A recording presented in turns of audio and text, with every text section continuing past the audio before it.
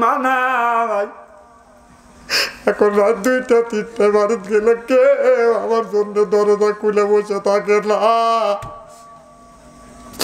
একজন ব্যক্তি বসে থাকছে, সেই হলো মা। আর মা আর কেউ আমার জন্য অপেক্ষা করে না। এই যে 3 দিন আগে একটা ঘটনা ঘটে গেছে, একমাত্র সন্তান মা মারা গেছে। আমি এই খবর শুনিয়ে, এই কথা শুনিয়ে চোখের পানি ধরে রাখতে পারলাম না। বাবা আর অন্য বিয়ে করে নাই এই ছেলেটাকে মানুষ করবার জন্য। বাবা মনে মনে চিন্তা করছে, আমি যদি আবার বিয়ে করি হয়তো আবার আরেক বউ আসলে আমার এই ছেলেটাকে কেউ ভালোবাসবে না। কথা বুঝতেছেন না? এই জন্য বাবা বিয়ে করে নাই। বাবা এই ছেলেটাকে কষ্ট করে মানুষ করছে, লেখাপড়া শিখাইছে, মাস্টার ডিগ্রি বাদান পাস করছে। ভাগ্য কমে বাংলাদেশে চাকরি হয় নাই, ছেলেটাকে বিয়ে করেছে। ছেলে বলে, বাবা বেকার অবস্থা আর কয়েকদিন থাকবো। বেকার অবস্থায় থাকলে বউ তো ভালোবাসে না। কথা বুঝতেছেন না? কামাই না করলে কি বউ ভালোবাসে নাকি? অত ভালোবাসা আসে না। বউ কয় যে কামাই নেই, কাজই নেই, আইসে সালমার মা করতেছে, কামাই করি আনো। আমার ভাইরা আমার, এই ছেলেটা বাবাকে বলে, বাবা 4 বিঘা সম্পত্তি আছে, কয়দিন বসে খাবো? বসে খালি রাজার গোলা পুরো যায়। বাবা গো যদি অনুমতি দেয় 1 বিঘা জমি বিক্রি করব। ফ্রান্সে চলে গেছে বাদান, আপনার 1 বিঘা জমি বিক্রি করছে 15 লক্ষ টাকা দিয়ে। ছেলে বাদান ফ্রান্সে চলে গেছে। ফ্রান্সে যাইয়া প্রত্যেক মাসে বাদান 1.5 থেকে 2 লক্ষ টাকা ইনকাম করে। অল্প দিনের মধ্যে বাড়িতে বাদান পাঁচি করছে, বাদান বিল্ডিং করছে। এবার এই ছেলের বউ স্বামীর কাছে মোবাইল করে, স্বামী এই বাড়িতে তোমার বাবা আর আমি, তোমার বাবা যদি বাইরে যায়, বাজারে যায়, ঘরের মধ্যে একা একাই আমার থাকতে হয়। আমার মা আছে, যদি অনুমতি দেওয়া আমার এই বৃদ্ধ মা আর বৃদ্ধ আব্বাকে আমার বাড়িতে রাখবো। আল্লাহ তো আপনাকে কামাই কাজে দিয়েছে, আমি একা একা কেমন করে থাকবো? তোমার বাবার সাথে কথা বলার মানুষ নাই। আমার আব্বা বুড়া মানুষ আসলে 2 মুরব্বী মানুষ একসাথে বসবে, কথাবার্তা বলবে। তোমার আব্বারও সময় কাটবে, আমার আব্বারও সময় কাটবে। ছেলে চিন্তা করতেছে, আল্লাহ কামাই কাজে তো কম দেয় না। ঠিক আছে, তোমার মা বাবাকে নিয়ে আসো। এবার মা বাবাকে নিয়ে বাজান বাড়িতে আনছে। শ্বশুর বাজার করে বড় বড় মাছ নিয়ে আসে। মাছের কাল্লা শ্বশুরকে দেয় না, মিয়া তার বাবাকে দেয়। বাবা বারবার বলে, বৌমা এত বড় মিয়ার বাবা মিয়ার মা ওই মুরব্বীর সাথে বাদান অনেক অত্যাচার করে। একদিন খাবার দেয়, একদিন দেয় না। মাছ আনলে মাছের পেটু পায় না, বাদান গাদাও পায় না, ফেঁচিয়ে দেয়, নেজ দেয়। আমার কথা কি বুঝতেছে? এরপরে মেয়েটা তার স্বামীর কাছে আপনার ফোন করে বলে, স্বামী আপনার বাবা মাছ আনলে খালি কাল্লা চায়, না দিলে আমার সাথে রাগারাগি করে, আপনার বেশি বেশি করে মাছ খাইতে চায়। কয়দিন এই ছেলেটাকে বাদান পুষ দিয়ে দিয়ে ছেলেটার মনটা বাদান বিরক্ত করে ফেলছে। তোমার আব্বা আমারে দেখতে পারে না, তোমার আব্বা আমারে দেখে প্যার করে, কেন করে। ওবার যান 10 বছর পরে ছেলেটা যখন বাসায় আসছে, বাপ বেটাকে একসাথে যখন খাবার দিছে, ছেলেটা বড় মাছ নিয়ে আসছে। বড় মাছের মাথা, বড় মাছের কাল্লা বাদান আপনার শ্বশুরের পেটের পাতে যখন দিছে। এবার শ্বশুর বলে, বৌমা কাল্লা কেন আমারে দিলে? আমার ছেলে বিদেশ ছিল, 10 বছর বিদেশ ছিল, কি খাইছে? কাল্লাটা আমারে না দিয়ে আমারে ছেলেরে দাও। বউ বলে, প্রত্যেকদিন কাল্লার জন্য মারামারি করো, আজকে কাল্লা দিছি আর কাল্লা তুমি রাগ করে খাইবে না। তোমার ছেলের কাছে কি আমাকে কালারিং করতে চাও? বৌমা কও কি? আমি তো কাল্লা চাই নাই মা, আমি তো কাল্লা কোনোদিন তোমার কাছে কাল্লা চাই নেই, তুমি যা দিছ আমি তাই খাইছি। মেয়েটা ওই যে স্বামীকে পুষ দিয়ে দিয়ে স্বামীর ব্রেনটা নষ্ট করছে। এবার স্বামীর কাছে বলো, স্বামী রে এইরকম তোমার বাবা খালি রাগারাগি করে, তুমি ছিলে না, কত যে রাগ দেখাইছে। আর তোমার সামনে কাল্লা দিলাম, কাল্লা খাইলো না, তোমার পাতে তুলে দিছে। তোমার বাপ এত খারাপ। ছেলে বলে, বাবা তুমি শুধু আমার বউর সাথে দুর্ব্যবহার করো, আমি কি জানি না। আমার বউ আমাকে বারবার মোবাইল করে বলেছে তুমি আমার বিবির সাথে দুর্ব্যবহার করো। এবার যে মিয়ার মা আছে, মিয়ার মা তখন বলতেছে, বাবা বুড়া মানুষ এইরকম করে না করে আমরা সহ্য করি, তুমি কেন করবে না? দেখছেন কি জায়গার জানি কি পাশির পাশি বুদ্ধি আসছে বাবাকে বাড়ির থেকে তাড়ানোর জন্য।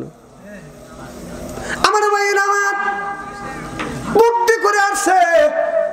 এবার বেটার বউ শ্বশুর আর শাশুড়ি পরামর্শ করিয়া ছেলেটাকে বলছে তুমি তো বিদেশ চলে যাবে, তোমার বাবা আবার বাড়িতে অশান্তি করবে, অতএব তোমার বাবাকে বৃদ্ধাশ্রমে তুলে আসো। এবার ছেলেটা বাবাকে ধরে বাদান বৃদ্ধাশ্রমে নিয়ে গেছে। এবার বাবা বলে বেটা আমাকে কই নিয়ে যাও, তোমাকে বৃদ্ধাশ্রমে রাখবো, তোমার সুখে খাইতে ভূতে কিলে, এই জন্য তোমাকে বৃদ্ধাশ্রমে রাখবো। তুমি আমার বোর সাথে অন্যায় করো, আমার বোর সাথে তুমি দুর্ব্যবহার করো, আমার শ্বশুর শাশুড়িকে তুমি দেখতে পারো না। এবার বাবা বলে বেটা রে, তোমার মা যখন মারা গেছে অন্য স্বামী কবুল করি নেই তোমাকে মানুষ করবার জন্য। এ বিবি অন্য, ও বেটা অন্য মেয়েকে কবুল করি নাই, বিয়ে করি নাই তোমাকে মানুষ করবার জন্য। বেটা রে, এখন আমি তোমার বাবা 1 বিঘা সম্পত্তি বিক্রি করিয়া তোমাকে আমি ফ্রান্সে পাঠাইছি, লক্ষ লক্ষ টাকা তুমি মানুষ হইছো, তোমার বোর কথায় শাশুড়ির কথায় আমাকে আজকে তুমি বৃদ্ধাশ্রমে দিচ্ছ বাবা। ও বাবা, এত কষ্ট করছি, এইটা কি তার প্রতিদান?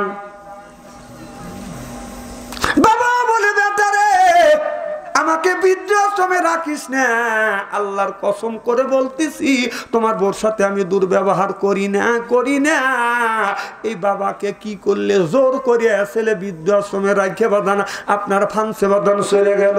এই বাবা মনের দুঃখে যে ছেলের জন্য আমি এত কিছু করছি, এখনো 1 বিঘা বাড়ি আছে, 2 বিঘা সম্পত্তি আছে, এই বাপ কি করলেন, এই বাবা বৃদ্ধ আশ্রমের নামে ওই 1 বিঘা বাড়ি আর 2 বিঘা সম্পত্তি ছেলে আপনার বৃদ্ধ আশ্রমের নামে লিখে দিলেন। বৃদ্ধ আশ্রম থেকে সরকারি পক্ষ থেকে লোক এসে বললো তাড়াতাড়ি বাড়ি স্যার, ঘর বাড়ি স্যার, এগুনি সব তোর বাবার। কি কি তখন দখল যখন করে দিয়েছে, বাচ্চা বের করে দিয়েছে, মোবাইল করছে যে কি চাও, তোমার বাবা বাড়িঘর সব বৃদ্ধ আশ্রমের নামে বিক্রি করলা লিখে দিছে। পুলিশ চলে এসে বাড়িঘর সারো, বাবাকে সাথে নিয়ে এসে বলছে বৌমা না বউ, এটা কি তোর বাপের বাড়ি? বাড়ি হলো আমার ছেলেকে পাম দিয়ে আজকে আমাকে বৃদ্ধ আশ্রমে রাখছিস, আমার ছবি আমি বৃদ্ধ আশ্রমের নামে আমি দান করে দিছি, এ বাড়ির নামে বিল্ডিংও আমার, ওই বিল্ডিং কি আর ছেলে নিয়ে যেতে পারবি? কি করে নিয়ে যেতে পারবি? বাবা শপথ করে বলতেছে তুই সত্য করে বল, এই মানুষের মধ্যে আমি তোর সাথে, তোর মার সাথে, তোর বাবার সাথে দুর্ব্যবহার করছি কিরে? তখন বউ মোবাইলে স্বামী দেখাচ্ছে, মোবাইলে বলতেছে যে আসলে তোমার বাবার সাথে তোমার বাবার দোষ না, আজকে তোমার বাবার সাথে তোমার বাবাকে তাড়ানোর মূল নায়ক আমার মা আর আমার বাবা, আর মা বাবার কথা শুনে তোমার বাবার সাথে দুর্ব্যবহার করছি, আর তুমি আমার কথা শুনে তোমার বাবাকে বৃদ্ধাশ্রমে রেখে আসছো, এ দোষ তোমার না, এ দোষ আমার না, এ দোষ হলো আমার মা বাবার, এ দোষ আমার তোমার বাবার একটুকু দোষ নাকি? এই কথা যখন বললেন, যখন স্বীকার করলেন, ছেলে যখন ভুল স্বীকার করলেন, বৃদ্ধাশ্রমের লোক আবার বাবার নামে এই সম্পত্তিটা ফিরে আবার রেজিস্ট্রি করে দিল। তুইও অমানুষ হইতে পারিস, তারা কিন্তু অমানুষ না। বাবার খাও, বাবার বড়, আর বাবাকে বৃদ্ধাশ্রমে রাখো, এখনো বাবার নামে জমা জমি রয়েছে, বড় কথা শুনে সেই বাবাকে তুমি কষ্ট দাও। ওই বাবা যদি একজনের দান করে দেয় তাহলে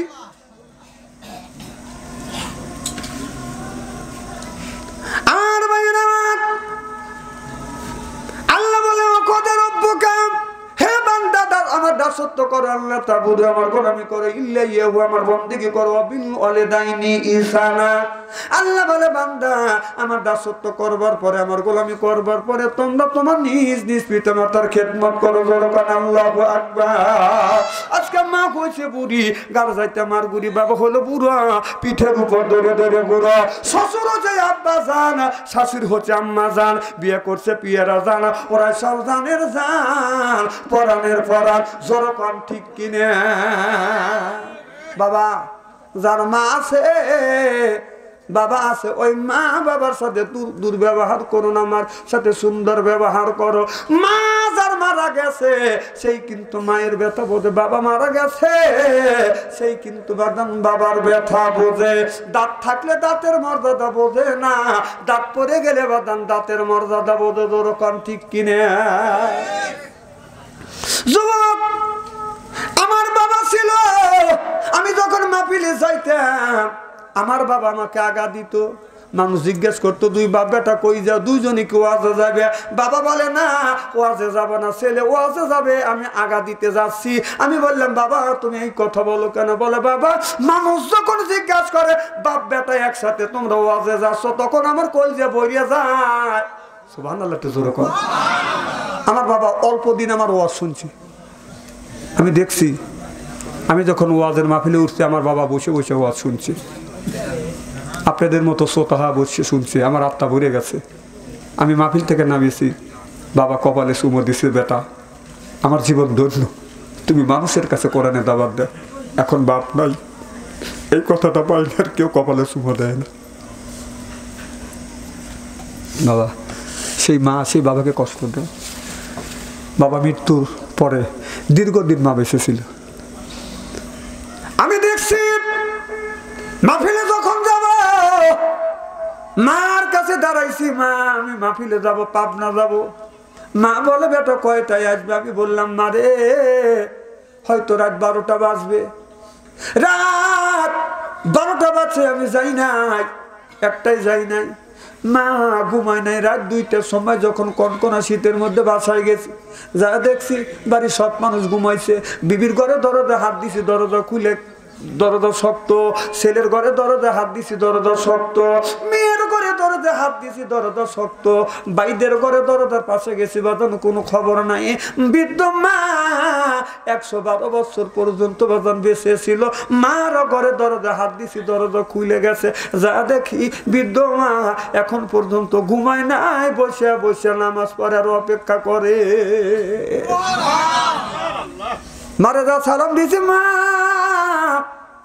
তুমি ঘুমাও না? মা বলে বেটা রে আমার ঘুম হয় না, ঘুম চোখে আসে না যতক্ষণ পর্যন্ত তুমি বাসায় না আসো। আমি দেখছি, আমি প্রত্যেক দিন দেখছি বিবির ঘরে দরজা হাত দিছি, ডাকাডাকি করা লাগছে। ছেলেকে ডাকলে ডাকাডাকি করা লাগছে। মার ঘরে হাত দিলে, দরজা হাত দিলে বাদার দরজা খুলে গেছে। মারে বলছি মা বাড়ির সব মানুষ ঘুমাও, তুমি কেন ঘুমাও না? মা বলে বেটারে সব মানুষ ঘুমাইতে পারে, আমি মা আমার চোখে ঘুম আসে না, তুমি ব্যতীত। বেটারে যখন তুমি আমারে মা বলে ডাক দাও আমার আত্মা ভরিয়া যায়। বেটারে মা বলে ডাক দিলে আমার কলিজা ঠান্ডা হয়। আমি যখন মারে মা বলে ডাক দেয় আমার আত্মা ভরিয়া যায়। ও ভাই এখন মা নাই, এখন রাত 2টা 3টা বাড়ি গেলে কে আমার জন্য দরজা খুলে বসে থাকে না। একজন ব্যক্তি বসে থাকছে, সেই হলো মা। আর মা নাই, আর কেউ আমার জন্য অপেক্ষা করে না।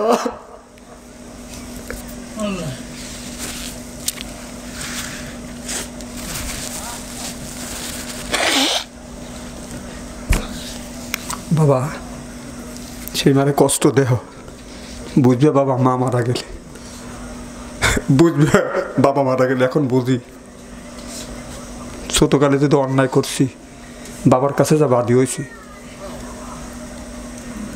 বাবা বলছে এটা আমি দেখবো, বাবা হাতে পায়ে ধরে সেটা মীমাংসা করছে। আর এখন আমি বাবা হয়েছি, ছেলেরা যদি অন্যায় করে আমার কাছে এসে বিচার চায় যে তোমার ছেলে অন্যায় করছে।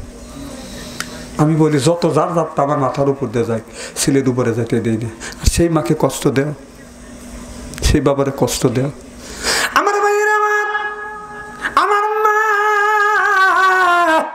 যেদিন মারা যাবে, মার পাশে বসলাম মারে বা তোমার কেমন লাগে? মা বলে বেটারে আর আমি দুনিয়া থাকবো না, বিদায় হব।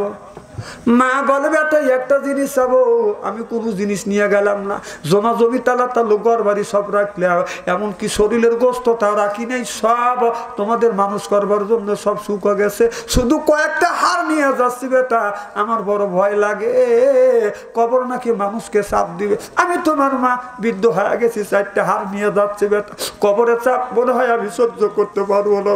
এ বেটা কত দে, প্রত্যেক দিন তুমি আমার কবরের পাশে দাঁড়াই দাঁড়াইয়া আমি মা আমার কবরের পাশে দাঁড়াইয়া দোয়া করবে কিনা।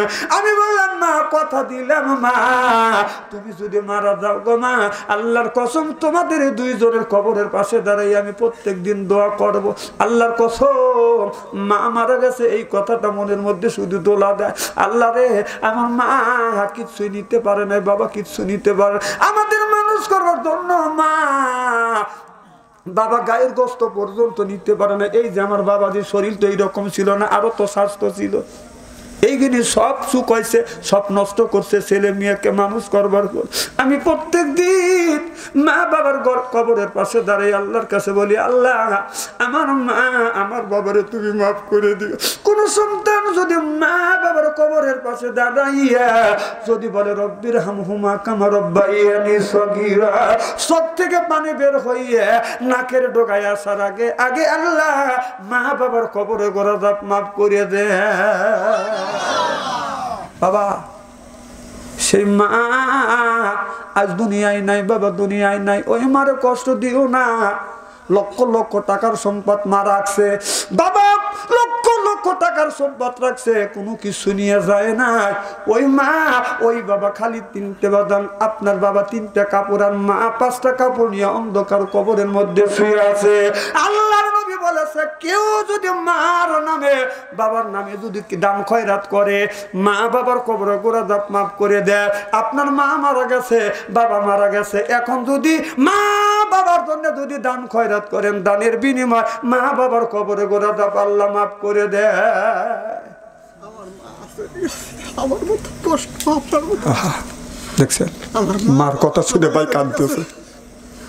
আল্লাহ ভাইজানের মা নাই, বাবা দুনিয়ায় নাই, 100 টাকা দান করছে আল্লাহ, দানের দৌলতে ভাইজানের মা বাবার কবরে গোরা দাপ মাফ করে দিও। কারণ আমি একজন মা হারা এতিম, বাবা হারা এতিম। রাসূল বললেন মা হারা এতিম মানুষ, বাবা হারা এতিম মানুষ যদি মা বাবার জন্য দোয়া করে, এই দোয়ার বরকতে দানের বরকতে মা বাবার কবরে গোরা দাপ মাফ করে দেয়।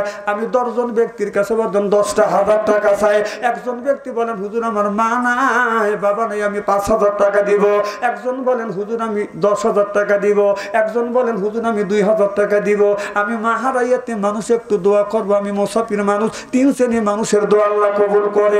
মা বাবার দোয়া, মজলুমের দোয়া, মুসাফিরের দোয়া আল্লাহ কবুল করে। একজন ব্যক্তি বলেন হুজুর 1,000 টাকা দিব, একজন বলে হুজুর 2,000, একজন বলে হুজুর 5,000, 10,000 টাকা। মা দুনিয়ায় নাই, 1 মণ দান, 2 মণ দান, এরপরে নগদ বাকি যে পারেন দেন। আমি 10টা মিনিট আপনাদের কষ্ট দেবো। কি নাম? মুরাদ হোসেন।